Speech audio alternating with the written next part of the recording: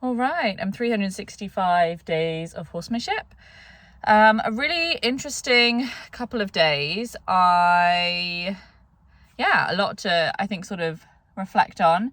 So yesterday, Kayleigh was still around from Braveheart Beasts, kind of doing some work with Larissa's horses at the yard. And so that was really interesting. So I kind of had a really chilled out horsey day, just mooched up to watch some sessions with Larissa's horses, with Rayo and Sevillano, and also with Mia and Moondust, which was really interesting. And just good just to kind of be like an observer and a spectator. I was able to get a lot of time in the arena with Mia, just really chilling out, which is really nice, much more sort of freedom based within the constraints of being in an arena. And I felt like it was a really powerful experience or setup for her to have done so much over the last couple of days. And obviously we wouldn't normally do that much dominant training all at once. We were having like 2 sessions a day that were like over an hour long. And so I could definitely feel there was some mental fatigue within our relationship, because that's just not really the status quo for us. So it was really nice to kind of feel like I'm really grateful that I have got some money in the bank now with Mia that I can spend in clinics like this. I was really just blown away by how much connection she offered me throughout the weekend. And like there were times when she would lose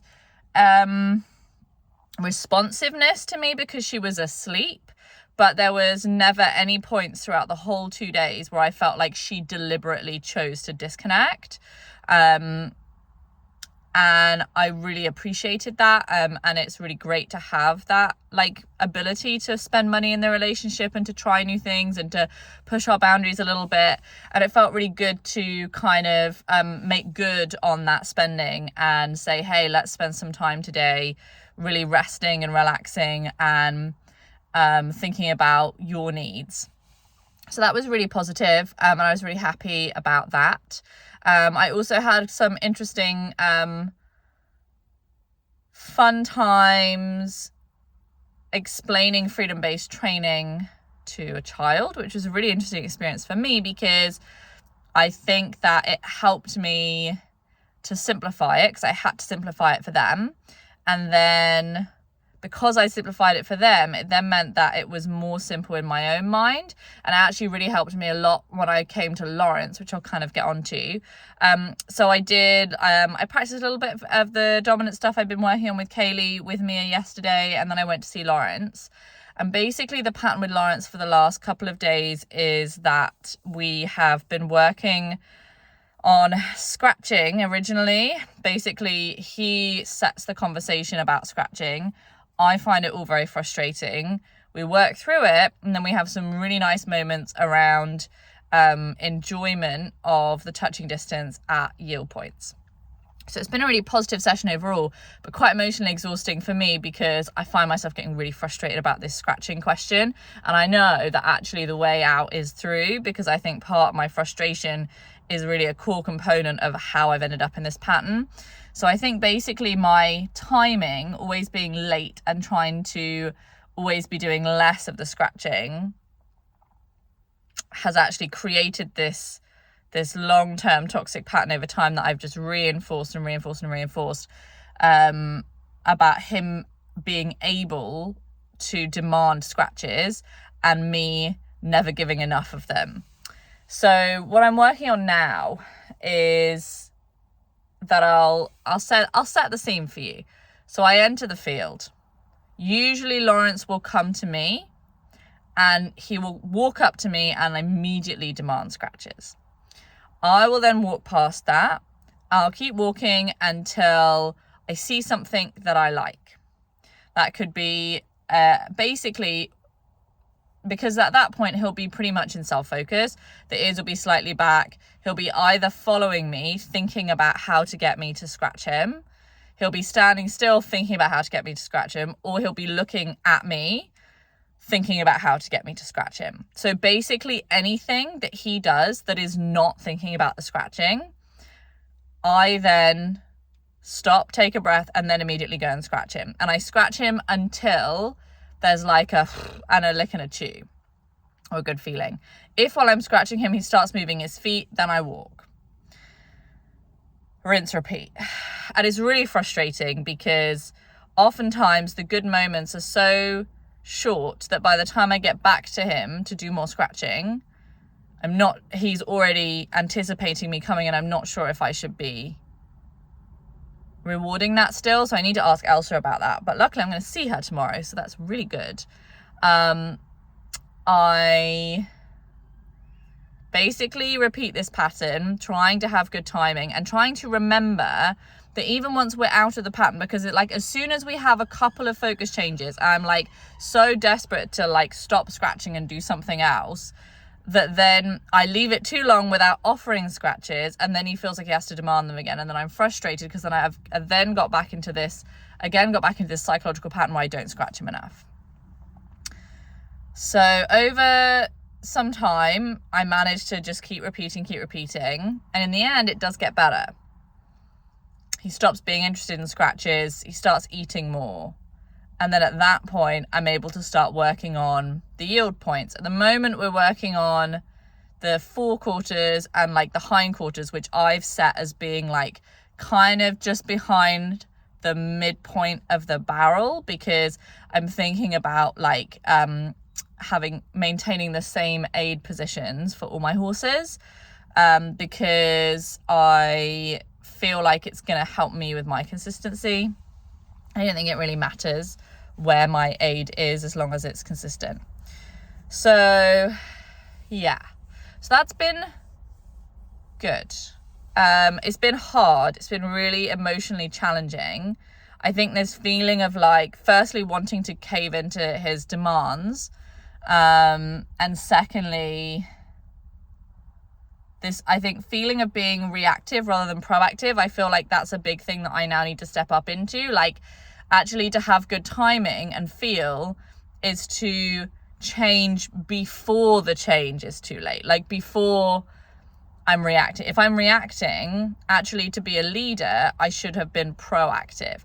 So to like not all the time stretch everything out until the last possible moment, actually say, this is a good moment, I'm now going to choose to make a change before the moment turns into something that's less good, before it starts getting worse.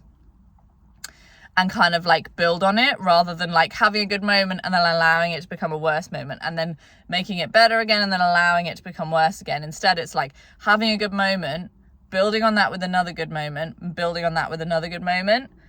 So yeah, so it's been tricky, but it's been successful the last 2 days. Today, I also traveled down to the New Forest, which is really exciting. Elsa is here for a 4-day clinic, and so I came today to meet my horse because I decided that I didn't want the hassle of bringing either of my horses, and I also was really interested to kind of take the opportunity to get to know a different horse, and just kind of get a little bit more experience, because I feel like I've plugged so many hours of my life into Lawrence and also into Mia. Like, I'm really committed. Like, once I have a horse in my life, I really want to give them everything that I've got, which is a great quality in some senses, but also I think it's limited me in terms of, like, once I had Lawrence, I found it really hard to justify giving time to other horses, because I'm like, well, yeah, but I could be spending that time with Lawrence, and I'm feeling guilty about that, whatever. So this has been a really good opportunity. I feel like I'm like trying to broaden my horizons and just see more and like get different experiences.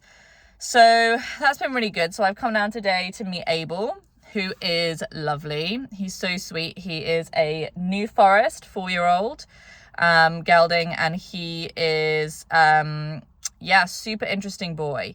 Today I've done about 2.5 hours with him. I'm hoping to put in another 2.5 or 3 hours with him tomorrow. And yeah, that will just kind of give me like a bit of a base to build on for Elsa, basically, because I didn't want to kind of come in and be like, oh, I've never met this horse before, let's see what we've got, and then, you know, you spend the first hour like trying to actually just work out some stuff to know about them. So far I would say my initial impression is that he is relatively confident about life. Definitely his strongest focus is self, and his weakest focus, I would say, is environment. He doesn't really tend to look at the environment unless he's worried about something. He doesn't really he has a couple of times when he had one sort of period of about 5 minutes where he decided to take care of all of his needs at once, and kind of got up, got up from the grass, went and took a wee, then he had a poo, then he had a drink, then he had a roll, and then he went back to his grazing. And during that time, there was some inspection of the environment in a more relaxed, deliberate way. But most of the time, he's looking at the environment because something has surprised him and he's concerned about it and he needs to check it out. So yeah, when he is stressed, he tends to eat with quite a rigid neck, right out in front of him, and he eats quite fast. So one of the first games I started playing was the walking practice, and my places for flow were when I felt his neck bend, or a softening in his eye or in his neck or in his ears that was an improvement on this rigid stance that he has. So that was good. We also worked a little bit on the touching distance, just kind of finding out if there's any places that are a definite no-no. He's definitely less happy about being touched on his front feet and around the carnet band. Back legs are pretty okay. The trunk and the hind end is pretty okay. I didn't do any long passive pauses in any places. It was more am I able to brush over? I can brush over all underneath, on his sheath, and around his tail area and everything, and underneath his belly, and then up across his shoulder. And then once I am going down the front leg, and then kind of once I start to get down past the knee, then the head turns and it's oh, what you doing? And it'll just check in. So I did that a few times and got to a place where we could get just a little the nose would go a little bit and then he would go back to his eating. And so that was a nice little improvement there. And he was definitely a little bit sort of, there was more movement around me touching his head initially, but that did improve with time. And I was able to he's got some of those little sticky balls in his mane. So I kind of worked a little bit on that, and he was quite happy to let me do that to a certain extent. And he was quite dissociated about it. There wasn't a lot of curiosity, but he didn't get irritated with that really quickly. And I was able to get some of them out for him, and have some good moments within there. So yeah, I really like him. He's definitely definitely got more play than yield, which also translates to more fight than flight. There was one moment where he's quite mouthy. That was the first game we really played, was I came in and offered nose to hand, and then he wanted to be a little bit mouthy, and so that was fine, and I like to play that game too, so we kind of played that game a little bit. He was quite playful. At one point I took my shoes off, and he was really interested in playing with my shoes, so we did that together for a couple of minutes. But then there was a moment where there was a wasp, and he was really tight about the wasp. And then I was also there, and I was also trying to look at the wasp. I was moving. So I was thinking, maybe if I can get the wasp, I can just kill it basically, or shoo it away. And for him, it was really overwhelming that I was really close and there was a wasp. And his reaction to that was to start pushing into me with his shoulder. And so obviously I just kind of was no, we're going to walk past that feeling. But that was really interesting to see that when the emotions come up, he makes it my problem as well, and then it's my problem to move. He's you need to give me some space, and I'm gonna push into your space to make that happen rather than leaving. For Lawrence, for sure he would leave, because he's more flight orientated than fight orientated. So that was good to know. So I'll be really interested to get some advice from Elsa around how to manage a horse like that who has more of a preference for fight than flight and play than yield. I think I'm really keen to, I feel like I've made a good first impression. I feel like there are lots of factors on my side, like I'm new, which is always interesting, and also at the moment there isn't anybody else with him in his field, so that is also in my favor because I'm more interesting when there's no one else to talk to. So he's got some like mini Shetlands next door, but at the moment it's just him, so that works in my favor too. And I think I'm really keen to, I feel like I've followed a pattern before where I've had a preference for comfort over like maintaining curiosity, and I really don't want to like bore him. I'm kind of like, he's got this curiosity about me and I kind of want to keep moving through different games and different conversations at a rate that maintains that curiosity about me and doesn't just turn me into like a boring person who's just like around and I'm comfortable but I'm not like inspiring any interest in him. So I think that would be like my overall goal, is to kind of learn how to like hold the curiosity that I've got with him now and kind of like maintain it. And yeah, it was good. I feel good. I feel like I started to work like a little bit on the supportive leadership, like rocking and stroking the skin at areas for the yields. And I feel comfortable about that. And then interchanging those games with the walking practice, looking for that softening in the neck area. So yeah, so it's a really interesting session. I feel really excited. I like can't really believe that Elsa's coming. I'm like, oh my gosh, I feel like I've had so much going on that I've kind of just like fallen from thing to thing because it's been like one thing after another. So it's really exciting to be suddenly presented with Elsa arriving tomorrow. Is a very exciting prospect. So yeah, really excited to take you guys on the journey with me over the next few days, see what we learn, and yeah, super cool. I'm planning to be back home tomorrow morning to do my horses anyways, and then in the afternoon I'll come back here to do some more with Abel before the freedom-based training evening talk.